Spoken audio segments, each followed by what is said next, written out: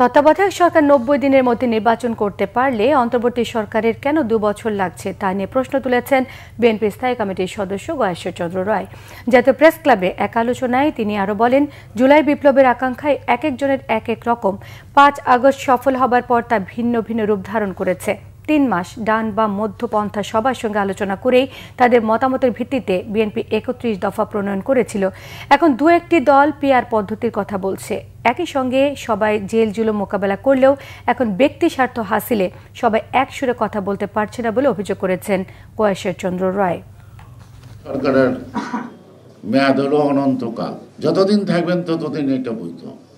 যদি তাই না হয় তাহলে যেটি সুষ্ঠু অবাধ নির্বাচনের মাধ্যমে একটি নির্বাচিত সরকারের আকাঙ্ক্ষাবোধ, জুলাই আগস্টের যে বিপ্লব, এখনো তাদের কেন সময় হয় না? যদি একটি তত্ত্বাবধায়ক সরকার পরিবর্তনের পর একটা তত্ত্বাবধায়ক সরকার ৯০ দিনের নির্বাচন অনুষ্ঠিত করতে পারে, তাদের ২ বছর লাগে কেন?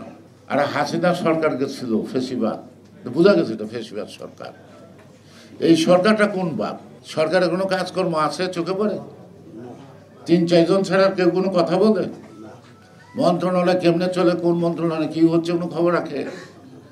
সব চালাচ্ছে শেখ হাসিনা রেখে যাওয়া সেই প্রশাসন।